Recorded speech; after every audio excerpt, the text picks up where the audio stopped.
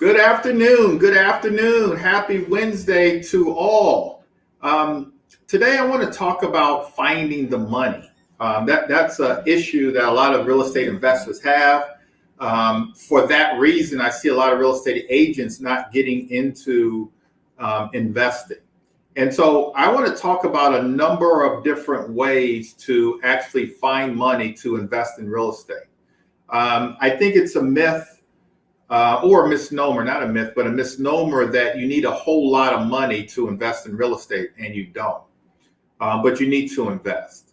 I talk to a lot of my real estate agents, and they're not investing because they think they need a whole lot of money. And you just don't need a whole lot of money to start investing. I just recently fixed and flipped a property in Northeast DC.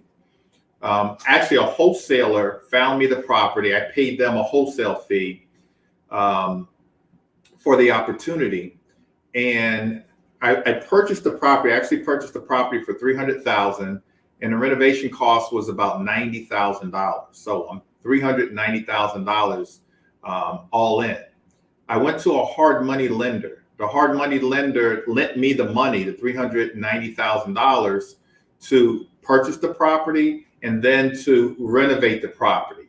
So I had closing costs due. And my closing cost was probably around, $25,000, $30,000. And so I went to a private lender. And they lent me $50,000. I paid them 10% on their money. So they paid for the closing costs of $30,000. And I closed on the deal.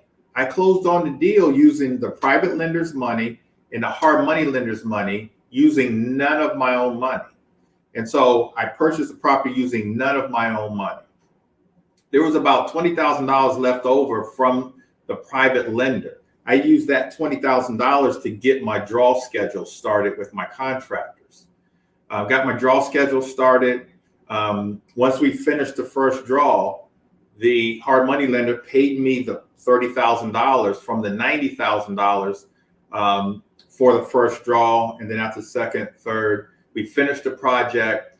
I put the property on the market, flipped the property, thought I was selling it for $600,000, but ended up selling it, because of the market that we're in now, ended up selling it for $650,000. So I was $390 all in, sold it for $650. Paid back the hard money lender, paid back my private lender, and of course, the rest of the money, which was a sizable profit, was all mine. I did all of that using none of my own money. So you don't have to use your money. I like to say we want to use other people's money to become wealthy. We're using other people's money to build our own wealth. And jot that down, put that in your mindset. The wealthy, they don't use their own money. They leverage their money through being able to get loans and lines of credit and things like that. But they don't use their own money. They use other people's money, banks' money, private lenders' money, hard money lenders' money, private lenders' money, if I haven't mentioned that. We use other people's money. And so as a real estate investor, the most experienced investors, they learn how to build their wealth through real estate investing using other people's money. And so I'm going to give you a few hacks, a few ideas on how you do that, how you use other people's money, different philosophy strategies that I've used over the last few years to really build wealth and to invest in real estate without using very little of my own money. I try to use my own money just in case we get into a deal, especially if it's a fix and flip or buy and hold. I'll use my money if we run into any problems, if we have any what we call change orders or anything that happens miscellaneous. I like to use my money. But to purchase the property, even if it's a buy and hold, to purchase the property, and we'll go through the BRRRR method, to purchase the property, to renovate the property, I try to leverage somebody else's money to build my wealth. And so let's go over. I've got about 10 different ways that we can do that. The first obvious way to invest in real estate using little to none of your own money. Even in most cases, you guys, you're not even using your credit. And so if you were to tell me that you're at this moment, you've got some challenges with your credit, it's okay. You can wholesale real estate. So that's the first hack, wholesaling. And so let's wholesale some real estate where we're going to find some property. We're going to put that under contract with a motivated seller, and then we're going to find a cash buyer. So one in Columbia Heights, I recently wholesaled a deal where I actually found a property. It was referred to me. I took a look at it. A lady had inherited the property. It was one of those big brownstones in Columbia Heights. It was 4 levels. And she just didn't have the money to renovate the property. She had it. She had rented it out to her children. She had it inherited from 2 or 3 other generations that had been in the family for, close to 70, 80 years. And there was a lot of decay, a lot of mold. She just didn't have the money. And taxes were due. She owned the property free and clear. And so I had a choice to make. I said, I can negotiate with her, put her under contract, which I did. But then I said to myself, I could wholesale this property and probably make close to $100,000, or I could renovate the property and probably make, I don't know, maybe $200,000. But the wholesaling was only going to take me probably 2 or 3 weeks. The flipping was probably going to take me 9 months to a year because it needed a full renovation. It needed full permits, inspections, things like that. So it was going to take a while.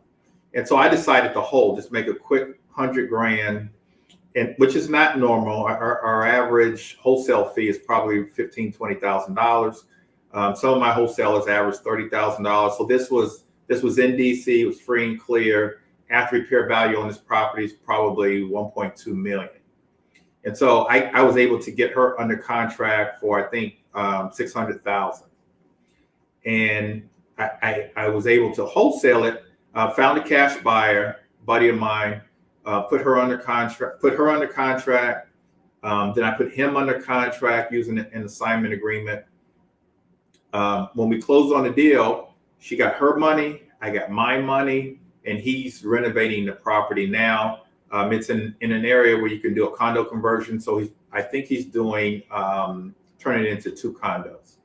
I didn't use any of my own money on that deal, you guys. None of my own money. I didn't use credit. I didn't have to show credit. All I was able to do, just kind of through networking, was I got referred a deal, and I put her under contract. And I signed the contract and I made money. And so that's what you guys can do to begin with in real estate. So I always recommend to novice real estate investors, wholesale. And the key to wholesaling is just having a marketing plan, a marketing strategy to be able to find deals. And so that's all you really need to know how to do, is to find deals. Networking, like I found that property. I've got a couple of my Asian investors who put out bandit signs. So bandit signs, those signs that say we buy houses, you see on the side of the road and in the yard, on a telephone pole. Those were cold calling, getting a list and calling or getting a virtual assistant to make calls for you on an absentee owner list, pre-foreclosure list, a list where of homeowners who own their properties free and clear. So getting lists like that and calling. Postcards, direct mail is a great way. Social media. So there's a lot of different ways to find these deals to wholesale.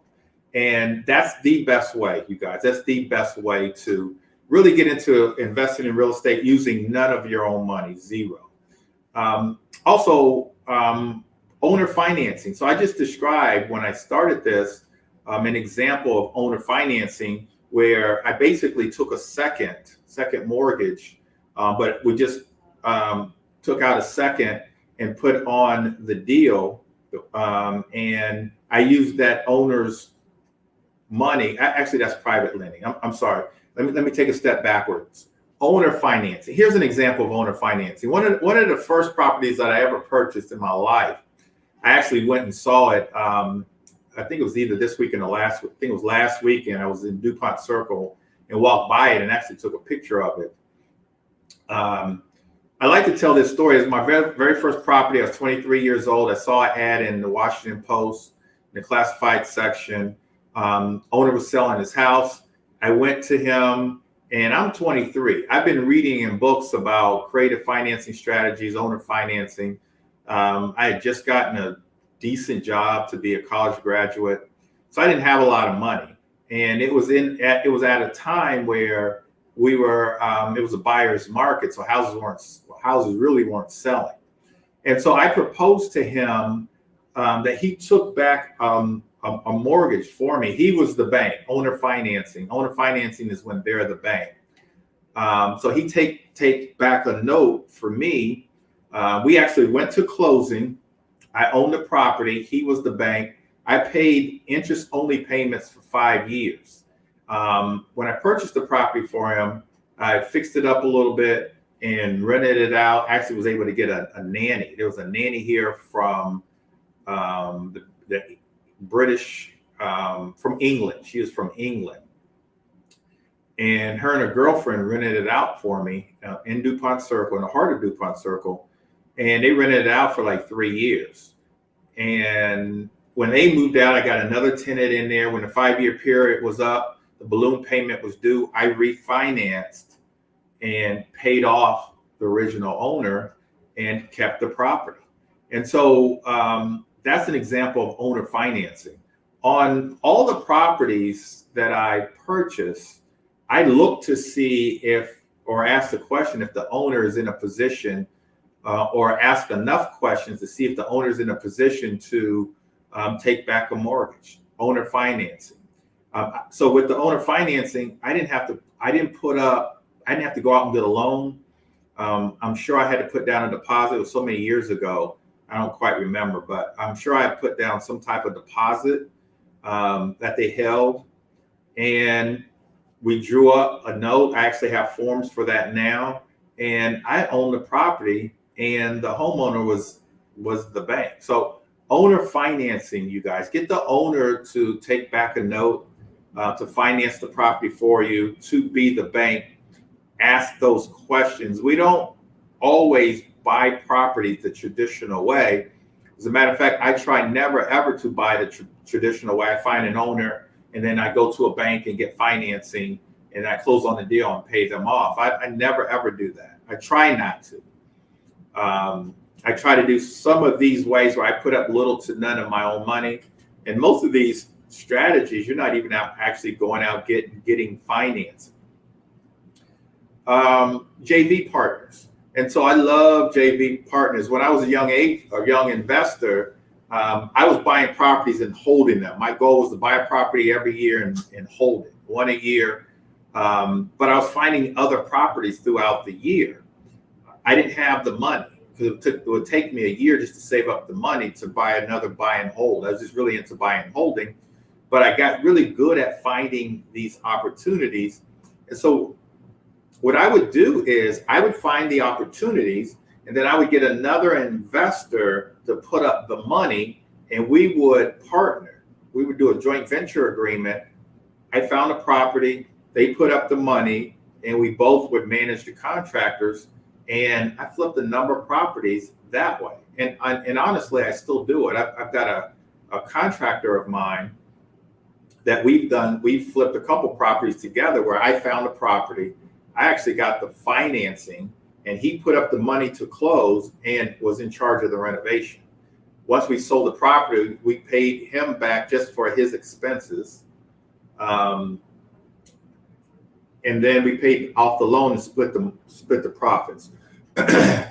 Doing joint venture agreements, partnering, is probably one of the best ways to get started in investing. I run a coaching program for investors, and so one of my coaching students called me yesterday, and said her and her husband and another investor in the group partnered to purchase a property at an auction. They got together, they pooled their funds, and they bid on this property online. It's an online auction, and they actually purchased the property together. And I was like, that's wonderful. That's how you get it. Now, obviously, you've got to pick the right partner, and each partner has to bring something to the table.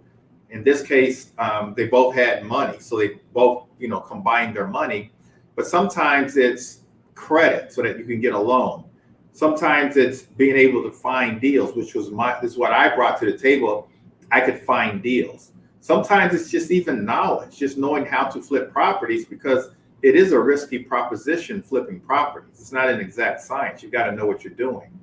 And then sometimes you've got people who have crews, and so they can bring that to the table, to the partnership. But you have to know what you bring to the table, and then you find somebody else that has another element that you need to flip properties, and then you guys partner together. But you want to be a good partner. You've got to bring something to the table. But even if it's just your credit, some people have great credit and others don't. And sometimes, at least for the first time with a hard money lender, they want to see credit. So you can have a start an LLC and use that person's credit to get approved with the hard money lender. After that, the hard money lender is not going to look at your credit or your partner's credit. They're lending on the basis or the merits of the property, not the merits of the person. But initially, they may want to. You may need a partner that has that credit. But partnering, and by doing so, if you don't have money, then you simply need to pick a partner who has money and or credit. But you've got to be able to find the property and or have a crew that can renovate the property. You partner with someone with money, credit. Now let's go. Now we can do a number of different properties together. You didn't have to come up with any money. Subject 2. This is not necessarily a creative financing talk, but when we talk about investing in real estate with little to no money, my favorite strategy, you guys, is buying property subject to the existing mortgage, keeping that existing mortgage on a property, bringing it current if it needs to be current, making the payments for the homeowner while you're renovating the property, and then flipping that property, having them come to settlement and make sure you pay them, and then you get your profits. And so one of my coaching students was making calls from a pre-foreclosure list, and they got a hold of a homeowner in Accokeek, Maryland. She was, I believe, about 2 or 3 weeks away from house going to foreclosure. And so my student called me. I actually went to the property, talked to the young lady, and she said, "I'm ready to sell my house." I took a look at the numbers, and she was about 3 payments behind, 3 or 4 payments behind, which meant she probably owed less than $10,000 on her property. I saw that she had equity in the property. Now, when I met with her, she had her family members over. They were packing. They were getting ready to get her out of there because they didn't want her stuff set out on the street. So I told her, this is what I proposed to her. I said, here's what I'll do. I'll bring your mortgage current. I see you're moving out. So you move out, I'll bring the mortgage current. I'll totally renovate the property, and then we'll sell the property. I'll give you $10,000 now when you sign the contract with me, and then I'll give you another $10,000 when you come to settlement, because the house is still in their name. I'll give you another $10,000 when we close the deal and you sign on the dotted line at settlement, because they've got to be a willing participant. They've got to sign at settlement. And so she agreed. So she signed my subject to agreement. She moved out. I brought the mortgage current so it didn't foreclose. I made the payments on the mortgage for 3 months. Now, again, I'm calculating all this money I'm spending to make sure it still fits in my Mayo formula. We renovated the property, put it on the market. She signed a listing agreement. We put it on the market, sold it. She came to settlement, signed all the documents at the settlement. And on the settlement statement, it showed that she was getting $10,000. And on the settlement statement, my LLC was getting the rest. And in this case, it was $70,000. On that flip, I didn't put up any cash, very little cash I put up to give her money. Obviously, I got all that back and more once I sold the property. And then, we sold the property, and that was it. That's subject to buying property, subject to the existing mortgage. Didn't have to show any credit because we used her mortgage on the property. So no credit, very little upfront cash from me. Obviously, that cash was paid back once I made that $70,000. That's another way, you guys, of buying properties with little to no money. Like, that's a challenge as an investor. You've got to find money. And oftentimes, you don't have to actually go to the bank. You can get it from these homeowners or private lenders. All right, purchasing a home that you live in. Now, here's what a lot of people do. They purchase a home to live in it. They purchase it using USDA. Navy Federal has USDA has a no money down product. Navy Federal has a no money down product. Of course, VA's no money down. So you can buy a property with no money down and own it for at least a year. You've got to own it for at least a year. So what a lot of people do is, and this is another form of house hacking. They live in it for a year, and then they move out of it and rent it out. Now you've got a rental property, an investment property that you put no money into. No money. You put no money into it. Now you do have closing costs, and sometimes in a different market that we're in now, the seller will pay your closing costs too, or they'll pay at least half of it, and then you'll pay the other half. But there are programs out here that are no money down that you can buy owner occupied, live in it for a year, and then rent it out. My daughter actually just recently purchased a property about 2 months ago. It's a fixer-upper. She's going to live in it for a year, and then and she bought it no money down. She's going to live in it for a year, and then next year she's going to rent it out. And now she's going to have a property a rental property that she didn't have to put any money into. Got closing cost help from the seller. And so there's no money down for her. And so you can do that too. Again, that's another form of house hacking. You can get a buddy of mine in Georgia called and said, look, I want to buy some investment properties. I've got a ton of equity in my property. What should I do? Should I sell my property? Should I borrow against my property? And so I said, yeah, get a HELOC, do a home equity line of credit, pull some money out. He wanted to flip, pull some money out, flip a property with that money you pulled out of your house, and then pay that HELOC back and keep the profits yourself.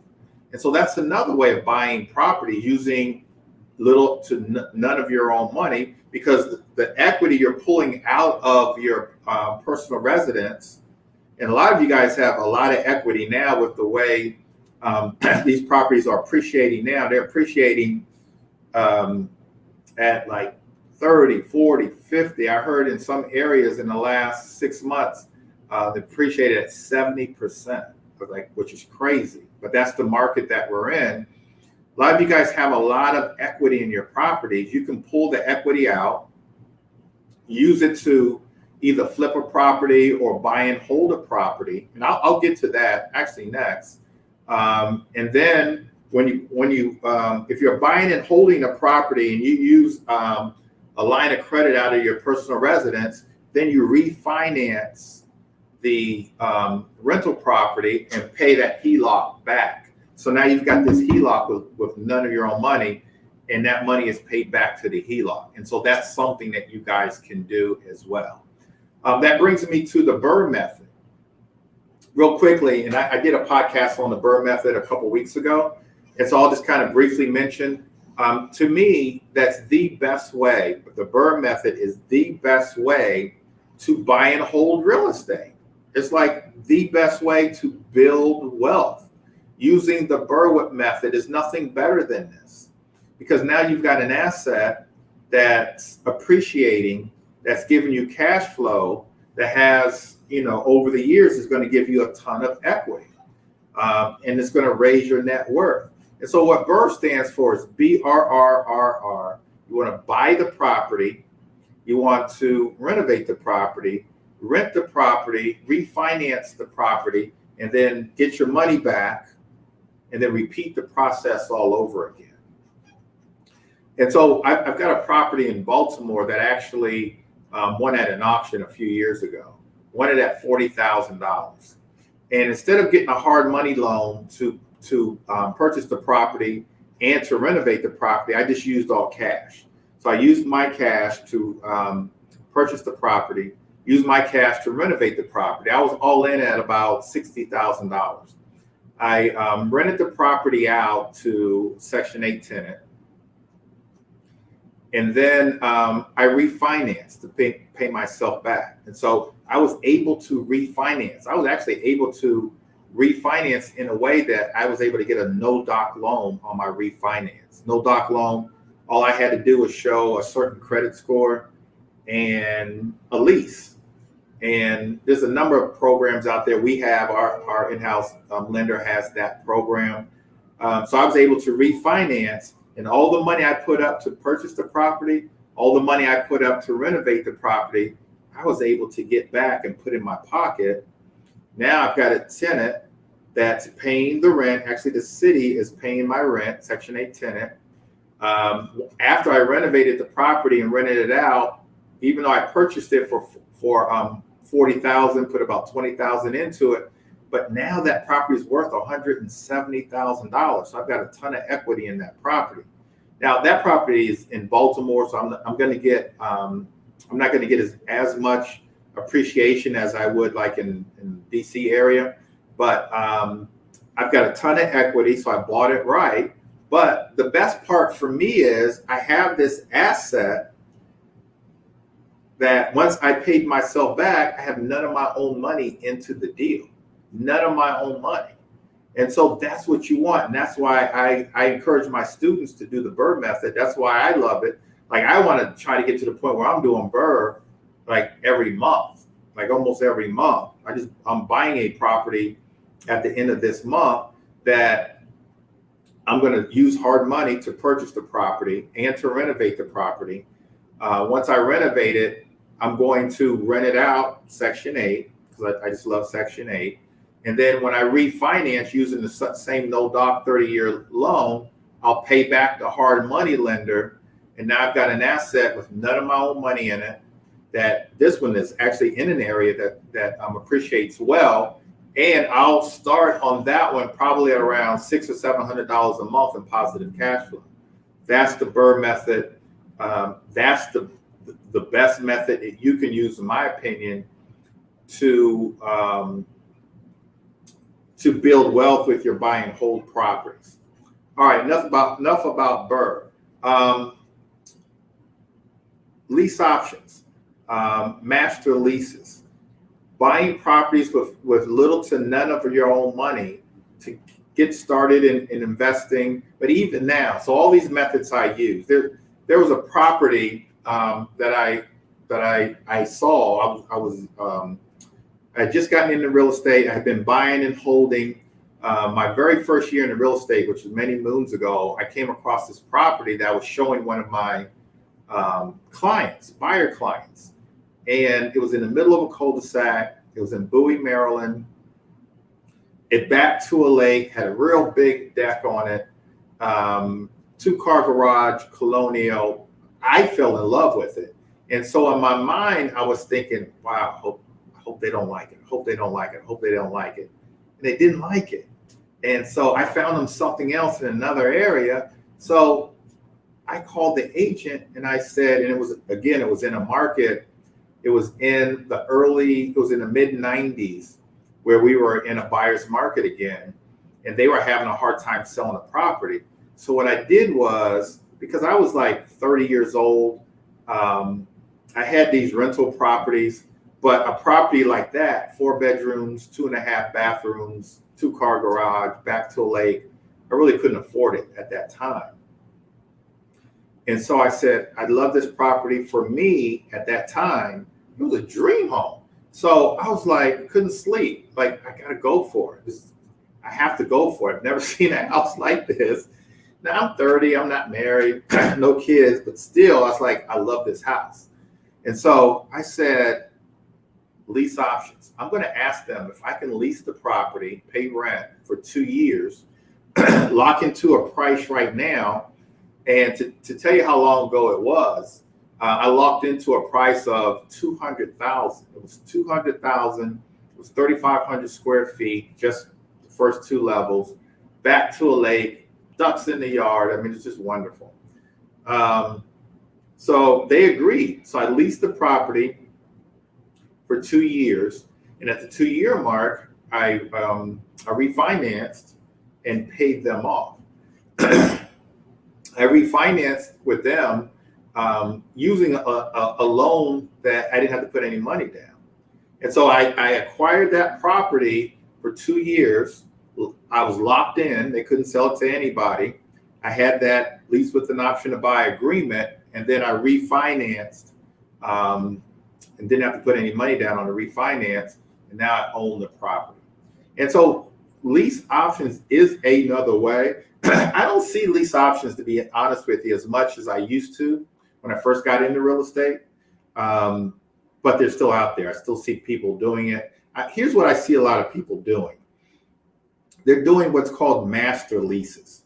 And so they'll put a master lease on a property. And when you guys see, oftentimes when you guys see investors doing Airbnb, especially if they're like around here, around our area, and when they're doing Airbnbs, they're not buying these properties, you guys. A lot of the Airbnbs, the owner of the Airbnb, of that business, they don't own the real estate. They're leasing the real estate. They're putting master leases on. They're negotiating with the owners at market rental rates. They're putting in their contract that they may make some changes to the property, but the owner will approve it. And at the end of the lease, they'll put it back to the way it was if the owner wants. And so they're putting security cameras on. They're really decorating. Every now and then they'll spruce the house up some to make it an attractive Airbnb.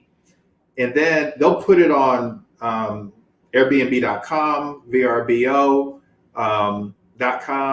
and they're actually doing Airbnbs with basically with a master lease. And they're not even interested in buying the properties. They just want to lease the property. It's a business. They want to lease that property as long as they can. Generally, a master lease is not 2 years. Generally, a master lease is about at least a minimum of 5 years. And they just want to run that business. And they're able to acquire a number of these properties, putting master leases on them. And then, because Airbnb, you guys, is sort of the new phenomenon. We've got a lot of our agents doing it now, agent investors doing it. A lot of people are doing it because of COVID and the pandemic. People want to travel, but they don't want to stay in hotels. Too many germs in hotels, too many people in hotels.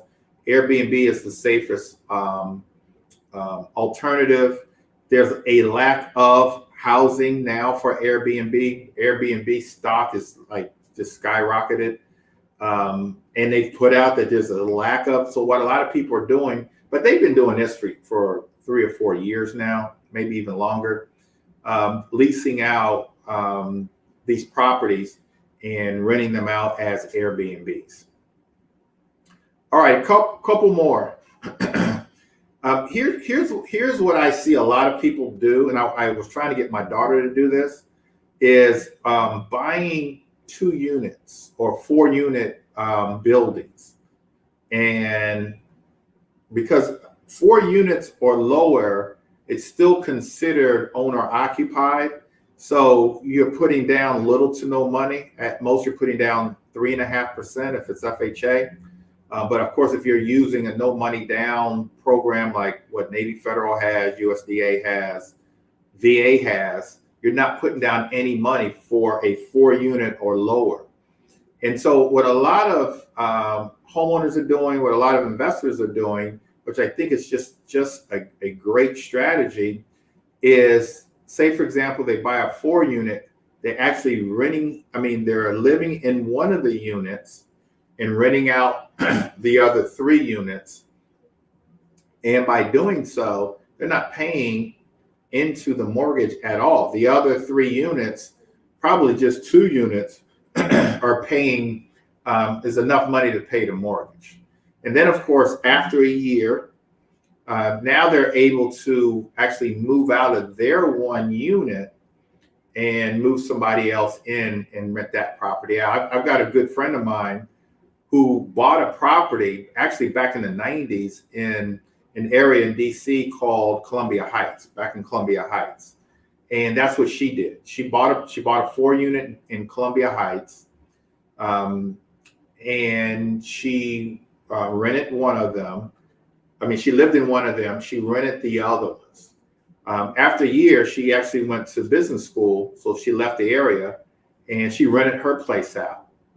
When she came back a year or 2 later, she refinanced, kept her tenants in there, refinanced, pulled money out, and bought another property to live in. 3 or 4 years later, now this property, she initially bought it for around $300,000. Years later, it's worth $1.2 million, a 4-unit in Columbia Heights. She actually sold the property for got all the tenants out and sold that property for $1.2 million. Now, she didn't put any money into that property whatsoever because she rented out the other units, lived in one initially. So she never spent any of her own money on the mortgage. She bought it using one of the programs, sold it many years later for over $1 million, put none of her own money into the property. Never. Even with maintenance, she would save her rents, and with her rent money, she would do all the maintenance. And so that's another alternative, and that's something that you guys can do. A lot of people do is they buy a 4-unit, live in 1 unit, rent out the others.